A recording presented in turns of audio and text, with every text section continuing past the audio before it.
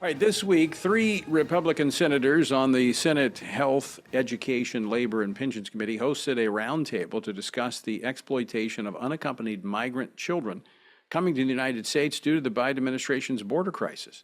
Well, testimony at the roundtable revealed that tens of thousands of children are now unaccounted for in what whistleblowers have called government sponsored, taxpayer funded child trafficking.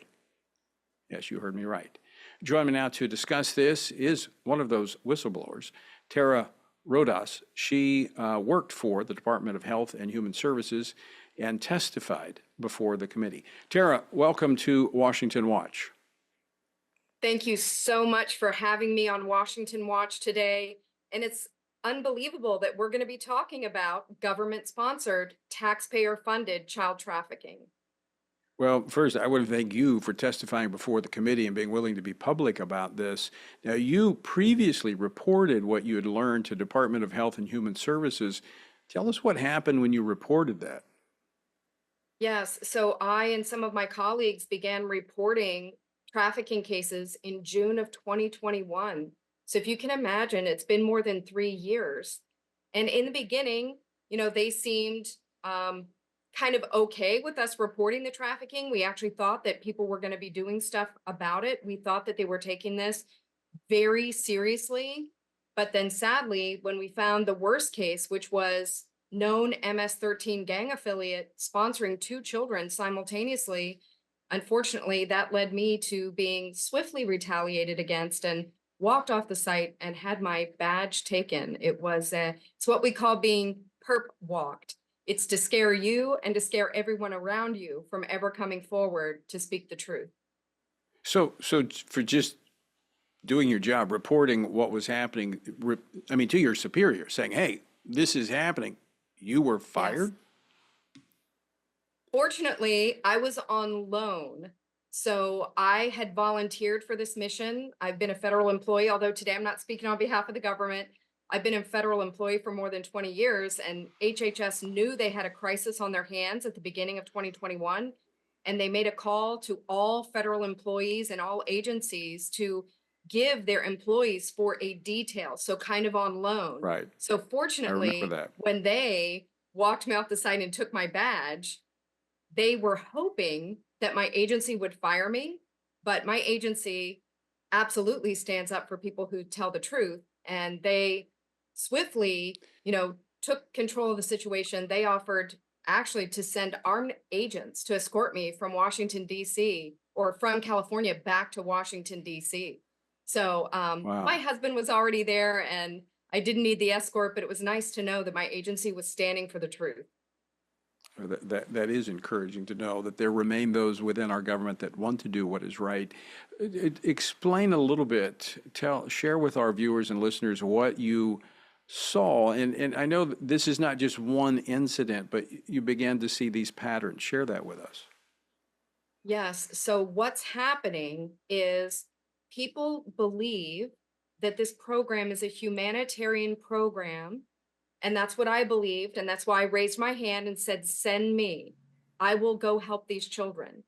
So everybody believes that this is a family reunification plan. That's what they say. And that's what I thought. But what's really happening is that criminal networks that are operating here in the United States, and we saw this in multiple cases, the children are being lured by people here who are part of these networks. They are in debt bondage for the journey. So smugglers are bringing them to the border, and then our fine Border Patrol agents are turning them over to HHS, and we are then sending them to a random person here in the United States that the child gave as their U.S. point of contact to Border Patrol. So you can imagine how easily a system like that is exploited. You have a person Right. here recruiting people. They're bringing them with a smuggler, right? The children are coming from Guatemala, El Salvador, all over Central and South America with smugglers. The smugglers give them the name and address to where they're going. The children turn that into Border Patrol. Border Patrol turns it over to us at HHS, and then we send the child to that person. It's No really end-to-end verification, delivery. no verification of relationship, family connection, or anything. It just, you got an address, you got a people, and you just turn them over, right?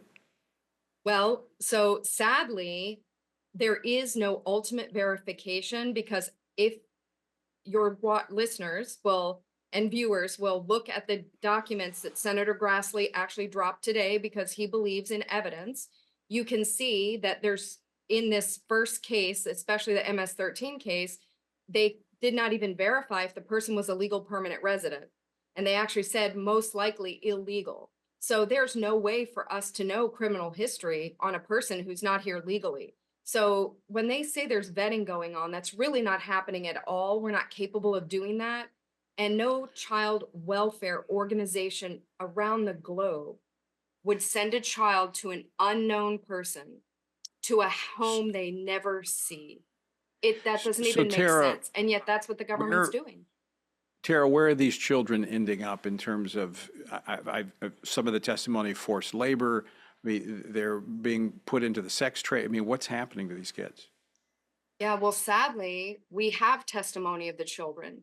Hannah Dreier of, very unlikely source, the New York Times, has gone all over the country and talked to these children in terrible labor trafficking situations and children who've died here, falling off roofs their first week here in the United States in a job that they're not qualified to do. So children are dying here.